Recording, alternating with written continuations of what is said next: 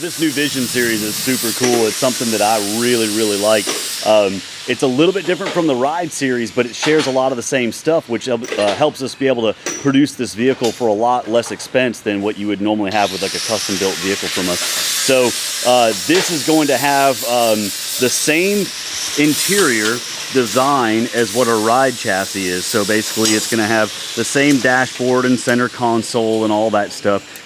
This has been something that has been really good for us. The way that the drivetrain actually hangs the entire way versus being supported on the belly pan makes a huge difference, because whenever you're four-wheeling and you land on that belly pan, it keeps the transmission from taking that shock load and braking. So that's a huge thing that we're doing with all of our chassis, is hanging the drivetrain from the middle of the chassis, and that keeps everything really strong. And this chassis actually has the same design. You can see right here we got the drive shaft loop. That keeps, if your drive shaft was to ever break or anything like that under throttle, keeps it from coming inside and tearing up all your electronics, and especially the passengers. We've got our, right here, we've got our laser cut parts that allow your seat to slide forward and backwards, which is super cool. And then back here in the back, you can see this has got a really cool aggressive look back here.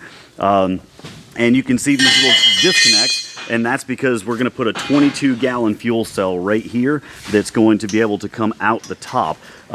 Same radiator brackets and everything as before, same suspension geometry as before, which works out really well for us, but in a completely different look.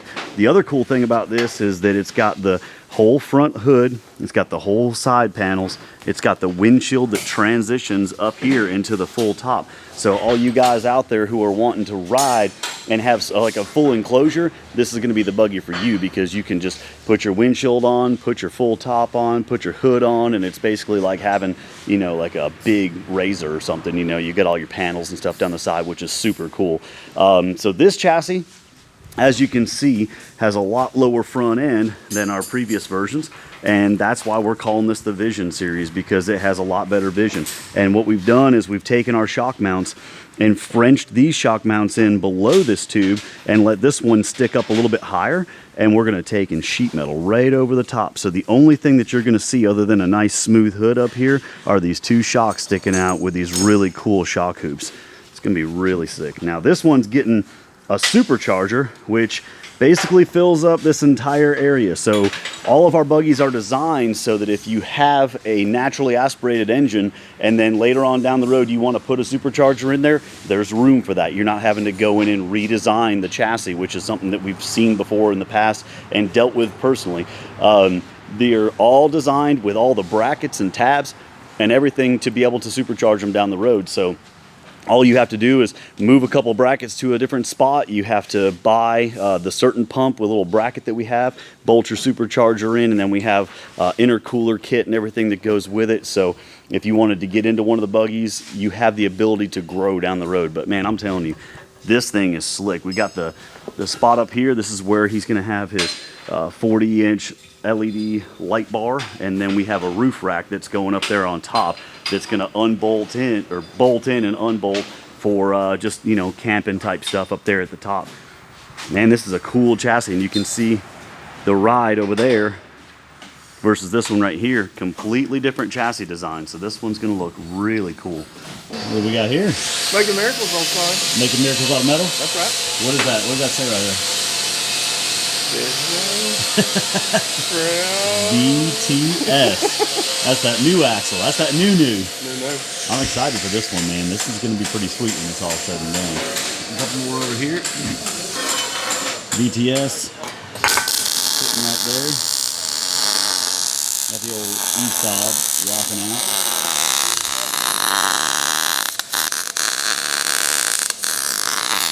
And all this is made possible by our Vin Tag and E-Sob and Bailey partners. This is the work package that we build whenever we're building one of these buggies.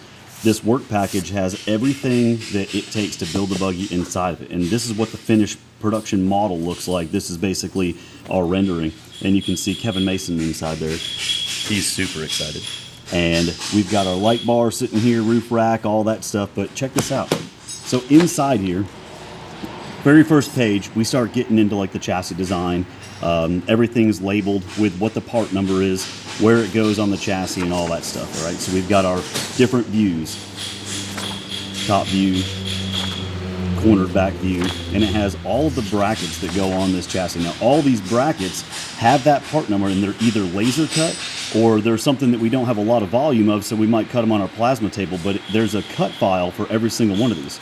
So not only do we have all of the chassis brackets and things like that, but like right here, seat mounts, accumulator, radiator, fuel cell, engine mounts, transfer case mounts, down here cable tray, body panels, bump stops, brakes, steering, winch, sway bar. And what all this equates to, this entire spiel that I'm on right now, it means that down the road, if you buy one of these buggies and you have a problem, let's say you flip your buggy and you smash up all the panels on it. We have those panels in CAD with the dimensions on them so we can reproduce that thing. They also come with a Vin Tag.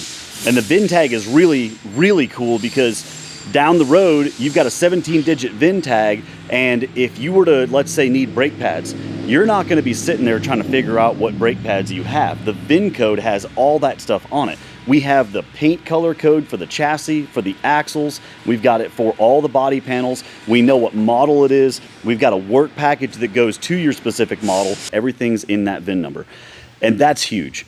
And if you're ever in a situation where you need anything, we got you covered. All this means a lot less time working and a lot more time on the trail. Customer wants a glass windshield, and I've never done it, so I'm trying to figure out how we're going to make all this work. Raymond is going to help me. He's my mastermind. We're going to figure out how to make this thing happen. And what we're thinking about doing is just making a frame and then doing like a Jeep where you put the rubber in, and then the glass actually like sits down inside that rubber and kind of snaps in. So we're thinking we're going to have to build a frame with press brakes that actually come off this bar about 3/8 of an inch and then set the glass down inside there so it doesn't hit on these bars. Roof rack coming out sweet. I think that looks super tough. Dashboard's coming out real good. Floor pans are coming out real good. It's going to be one sexy machine right here. So he wanted some side steps. We blasted these out. CAD design, blast these out, got these all situated. We got a little place to step in. We build all of our fuel cells with as many press brakes as possible to minimize the amount of welds to lessen the probability of having some type of a weld failure, right? You've all seen aluminum cells that crack around the outside of the welds. Well, our fuel cells will have a full weld on the inside that goes all the way down and all the way back on both those edges. And that's the only two edges that have welds on. Everything else is press broke except for the top. So what we do is we basically 100% weld everything on the inside for starters. Then we've got our two baffles inside here that limit the amount of fuel slosh that's going back and forth pushing on these outsides. And then they'll get a final weld on the outside all the way around. So this will end up having a lot of strength inside here. And then once this is all said and done, these pieces right here tab into the top, which is right here. So you can see our tab spots that get tabbed onto the top of the fuel cell. And then you've got your pickup and your return and your filler tube and your fuel level sending unit that all sit down inside of the baffling system down inside here. Check this out. We got ourselves a little bead roll action going on in the center of the hood. Got our windshield frame on here, which we got to do all of our press brakes and everything on, but you can see where we're starting to lay out all the press brakes exactly where they need to go. The overall goal is that that bolt hole lines up with this slot, and then this is cut out so that when it press brakes down, it press brakes over this quick connect and sits right here flush with this piece of tubing. This is our template for our glass. And as long as our gasket here works the way that we plan on it, you know, everything kind of snaps together the way that we want it to, then we will have a template for cutting our glass. The only thing left that we have on this buggy, well, two things. We've already got the fuel cell. You can check this out right here. This thing is looking sweet. And then we have our grab handles the customer wanted that are about to go in. So we programmed these yesterday on the lathe and spit these out, and they're basically going to sit like right here next to the seat. So they wanted them here and here, And that allows you to kind of pull down on your harnesses and pull down onto these handles. So these came out really, really slick. We're excited to get these welded in. Came right off of our lathe over here. Hood's all done. Just working on making some nice tight bends around the cage on these body panels. Yeah. Doing full side panels on this rig. Sweet. So what'd you do right here? So right here we were using the shrinker and stretcher, and we had a little bit of space that was gapped between the chassis and the panel. So we used the shrinker to pull the metal in just a little bit and get a nice tight seam around it. And then we're using just some old school body dollies and just making that perfect form shape to it.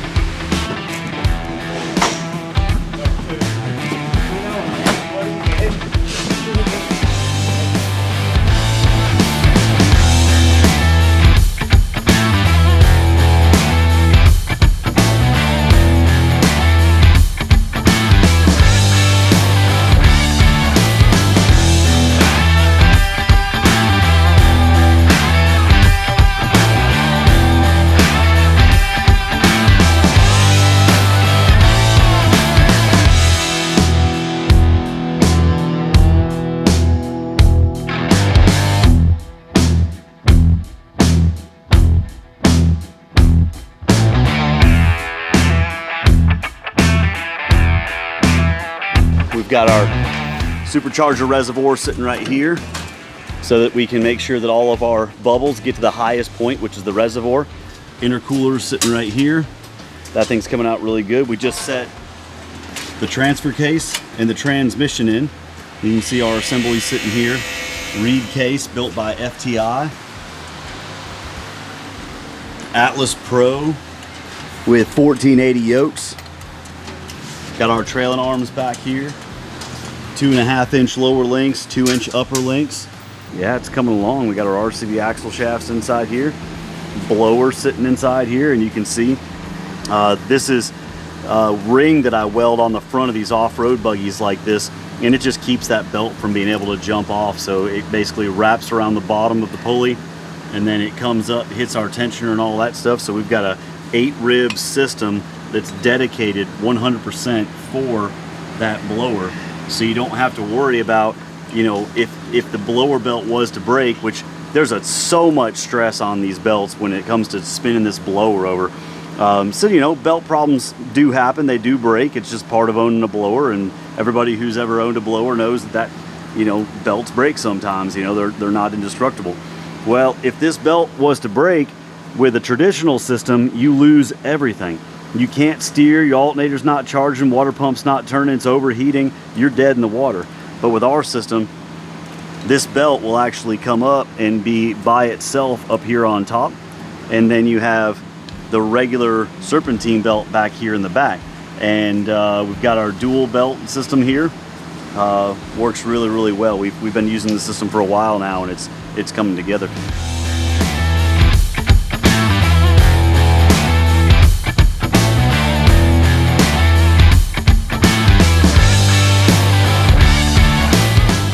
Basically, we're about to the point of being able to fire this thing up. We probably got a solid, you know, 5 or 6 more hours of work to be able to get this thing to where it'll fire up. But we've got fuel in the fuel cell. We've pressurized the fuel system. We don't have any leaks, so that's good.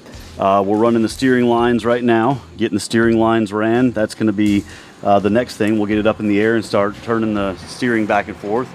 Exhaust is fully routed. Superchargers in, air filter, belts, all that stuff's done. We've already got the lines for the fuel run over to the front. Steering reservoirs mounted. We've got 1 more line, or I think 2 more lines to run on the steering reservoir. Over here we're starting to get this stuff laid out. This is Holly uses a ground trigger, so we're using 2 relays bolted in down here with a ground trigger to fire off our dual fans back here in the back. Starting to get the electrical stuff all kind of oriented and ran the right way. These are the supercharger lines. They actually get ran up and around and basically plug in to the side like that with some quick clamps around that backhand side. They go to the intercooler up here, and they go to the intercooler pump that sits down here. The intercooler pump is the lowest part of the system, so it makes sure that we never have cavitation issue down here. It's all coming together really nicely. You can see we got our shocks and everything sitting inside here. We've already done a couple flex tests, make sure everything's running good. But yeah, the roof rack looks awesome. We've got, Kevin wanted this really cool mirror here. It's got like the three different mirror pockets right there, so you can kind of fan the mirror out and see. Clamps onto the bar. We've got our roof rack up here, light bar, wheels and tires. And I'm telling you, man, this thing looks killer. I kind of feel bad because we didn't film the last little bit of some of the stuff that we did, but I'm telling you, the last couple hours, just like any project, you know, when you're working on something and you need to get it done by a deadline, things start to fight you. Well, it's about 10:30 probably right now, and we just got the buggy loaded up. 10:45, just got the buggy loaded up, and we're gonna be headed to the dyno tomorrow morning. We fired the thing up, and the bolt sheared out of the supercharger pulley like right off the bat. And what we found out was that the bolts that go through the supercharger pulley were slightly too long. So even though they felt tight, they weren't tight. They were bottoming out at the very bottom. So we torqued them just like we were supposed to or whatever, and they weren't tight. But supercharger pulley came off. We put the new supercharger pulley on there with the right size bolts, had to drill and easy out them out. Everything went smooth. And we set the suspension. We're a little bit too heavy on our springs. We use the same springs that we use on the Ride series. A little too heavy on the springs in the rear, so it's sitting up a little bit higher in the rear, and I think that's because the Ride has a little bit more butt on it. This one, you know, stops a little bit more abruptly, so we're gonna have to change springs tomorrow. Let's see, everything else, man, came out really good. She's got fuel in her, she fires up. She's on the trailer, ready to go to the gynecologist. We made it to Culver Automotive Specialties. It's just before 8 o'clock, and we're about to get the buggy tuned. And check this out. These guys, I mean, this is all they do is high horsepower stuff. We got some absolute sweet customer rides in here getting finished up. Lots of cool stuff, man. Turbos, superchargers, big naturally aspirated engines. These guys do it all, man. And I'll tell you what, if you need something tuned, make sure you come down here. Culver Automotive Specialties. These guys are where it's at.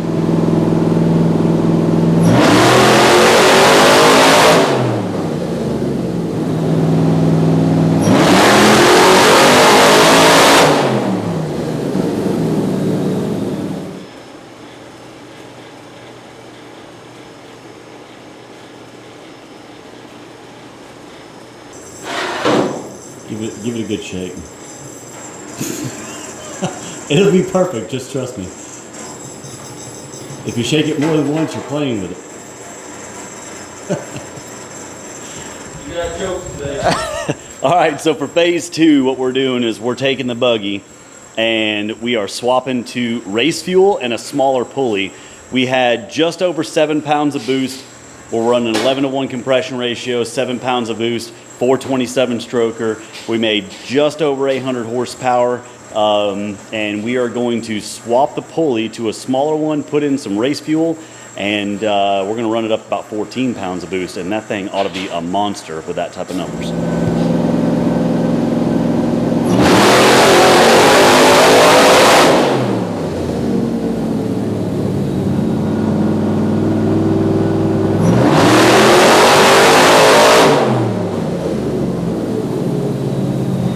You want to talk about a hot day? Oh my God, sweating from head to toe. But I tell you what, the buggy did really well. We didn't have any hiccups except for the little fuel pressure thing where the vent line was pressurizing. Maybe a couple minute fix. I mean, literally less than 10 minutes and we had that problem situated. We put the smaller pulley on there, but the smaller belt that we had was slipping. So basically we ran it on the dyno, and it was making between 7 and 8 pounds of boost with the bigger pulley. Not a lot of boost, but you know, good numbers. We're right about 850 horsepower. And then we put the smaller pulley on there, and we got it up to 10.5 PSI.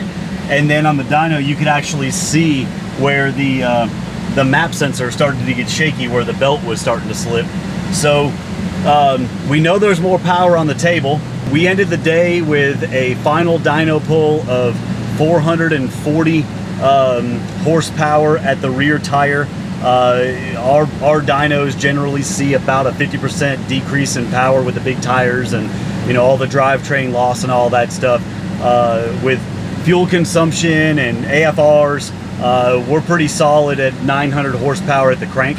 So that's a really awesome number. But we know that if we get the right belt, that we can get those numbers up a little bit. So there's a lot of room for growth in this engine, but we want to be conservative. We don't want to blow the engine or have any long-term issues or anything like that. And between those two tunes, it's going to be a rocket ship. All right, so here we go. Windshield's going on. And then this little weather stripping right here is supposed to flip up and sit on top of that ledge when it's all said and done. I got things on the sidewalk. Hey Nick, where the hood at? Behind the buggy. Okay.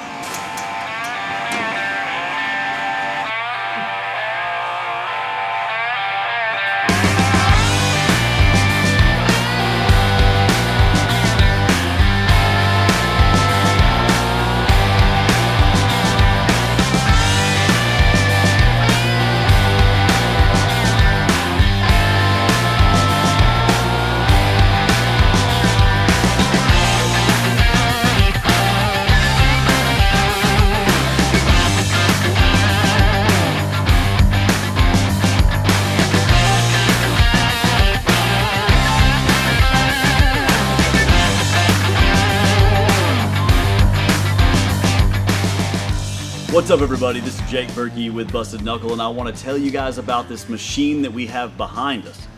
I'm telling you right now, I am so excited by this new machine because this thing is just over the top. It has all the bells and whistles on it, and it's one of those things that when it drives by, you can't help but look at it. So to start the story off, I want to talk a little bit about the client and how we got to the point where we were building this thing.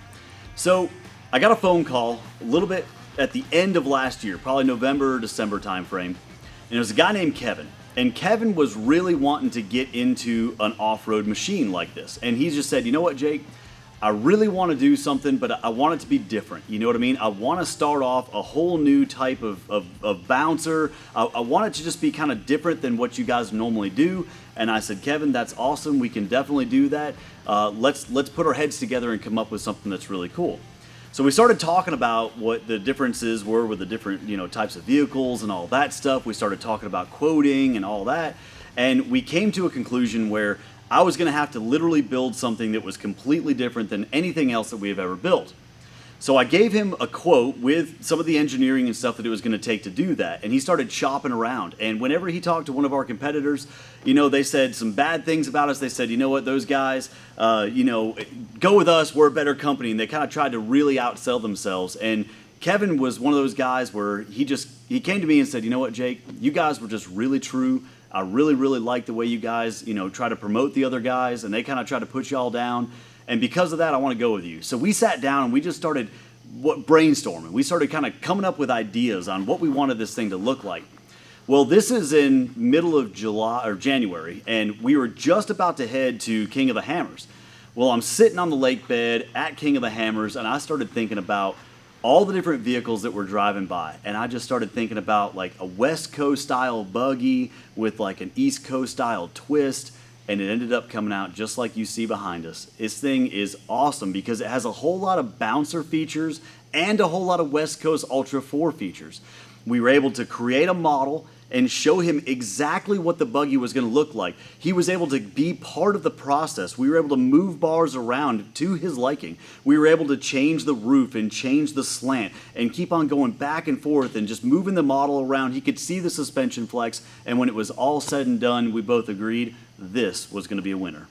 So the biggest difference between the Vision Series buggy that we have behind us and the old Ride Series buggy is just the suspension travel in the front. Our 2020 model ride had a 16-inch travel shock in the front, and the shock hoops were pretty high. In 2021, we lowered that down 3.5 inches. And then the Vision series is an extra 2 inches below that, so it's actually 5.5 inches lower in the front than the 2020 model ride. Now, there's differences. You know, it depends on the type of person that you are. If you're the type of person who wants a vehicle that has that extra suspension travel, that extra up travel, because you really want to hit stuff with a lot of speed and absorb stuff in the front end, and you want that extra performance, then the Ride series is going to be your machine. The Vision series has a lower front end, but it gives you the ability to have a little bit better visibility, which is pretty cool. And honestly, 90% of the guys that are out there, a 14-inch shock is more than fine for what you're doing. If you actually look at it, 14-inch shocks have won KOH many times. So there's nothing wrong with the 14-inch shock in the front, but if you're an East Coast guy and you're really trying to slam it up against the ledge, maybe the 16's better. The cool thing about this Vision series is that it keeps the same travel in the rear. We still have 25 inches of rear travel on the trailing arms. So if you're the type of guy who's needing some really great suspension comfort, either machine is going to work really well for you, but maybe the Vision's better for the guy who wants the creature comforts of a hood and a windshield and a full top. So this model is really cool for a ton of different reasons. It's got an enclosed cab that goes directly from the hood to the windshield right up over the top with a really nice flat roof. But Kevin wanted to go an extra step above that. Kevin wanted something that I've never actually put in a bouncer. He wanted a full windshield that was made of glass. And on the East Coast, that's not really something that we see a lot just because we're smashing into trees all the time. But this guy's going to spend a lot of time out there in the desert, and having a full pane of glass in the front is better than having Lexan because the sand out there on the West Coast eats those windshields alive. Kevin decided to go with a whole bunch of awesome upgrades on this machine. He has basically everything you could put on one. We've got rock sliders that are over the top. They're keyed all the way in with VTS written down the side. We've got a roof rack on there so we can put all his gear, and it bolts in and out from the top really quickly. So if he wanted to take the roof rack off, you just go inside, hit a couple riv nuts, pop the top off, flip your bolts back upside down, bolt it down, and you're ready to rock. We've got a huge light bar, so when he's out there in the desert, he can see for a really long distance, which is super cool. He's got whip mounts all over this thing. We've got a Holley EFI system. He needed some big power out there in the dunes, so we went with a 427 stroker with a 2.9 liter Whipple. And this thing on 7 pounds of boost made over 850 horsepower, and we have a second tune on it that makes closer to 1,000. We went with a level 5 Reed Case TH400 and an Atlas Pro 1480 drive shafts down to 14 bolts with 40 spline RCVs all the way through. This thing is built to the kilt and can take anything you can throw at it. Because Kevin was in the desert and he needed a better shock package, we went with a 3-inch in diameter 5-tube bypass on this machine, which is just absolutely killer out there in the desert. Something else that we've never done in a rock bouncer before was a rear view camera. And it's one of those things that you kind of take for granted until you've been stuck in a trail and you're kind of trying to turn around. A rear view camera is awesome. And honestly, now that I've seen a rear view camera in one of these buggies, we're going to make it an option from here on out. So another thing that he really needed was a lot of fuel. So we went with a 26-gallon fuel cell that's welded inside and outside with a Holley hydromat on the inside, and that's going to be able to keep that 427 stroker with the supercharger happy for a long period of time. Another thing that he went with was rear steer, which is essential whenever you're trying to get around. It makes the maneuverability of these vehicles 10 times better. And of course, the number one thing you have to do as a person selling a buggy is make the wife happy. So we have heated seats, grab bars for the passenger side, and kick panels so that the passenger, Kevin's wife, will be very happy on those long rides. My favorite part about this entire experience with Kevin is that when he gets here tomorrow, we are actually taking his buggy to a concert where it's going to be sitting on the side of the stage with 60,000 people. All right, so here is your new buggy. Bam, and here's your keys. I'll show you how to do it. Oh yeah, being able to get in the rock sliders is awesome. Well, yeah, you have to have those. Oh yeah, that's cool.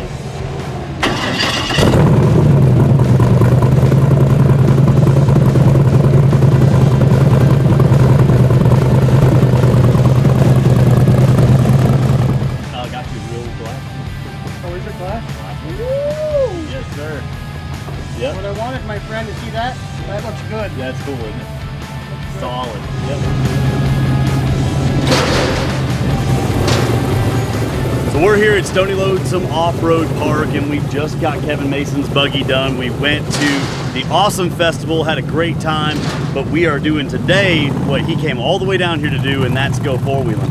So we're gonna take this buggy out, and Kevin, come over here for a second. Let me get a little interview with you. So when's the last time you were in the rocks? 25 years. 25 years ago was the last time you went rock crawling, right? So you're more of a sand dune I've guy. never been rock crawling. It's all mud. All mud, yeah, and kind of like mud and sand and stuff like that. So this is going to be a little different for you, huh? Much different. Absolutely. Well, I'm excited to see how this thing does, man. You got a lot of horsepower, very, very capable rig. We're going to take it on some just medium trails, you know what I mean, and get your feet wet. And then if you feel comfortable, man, we'll do some hard stuff. Sound fun? Yep. All right, man.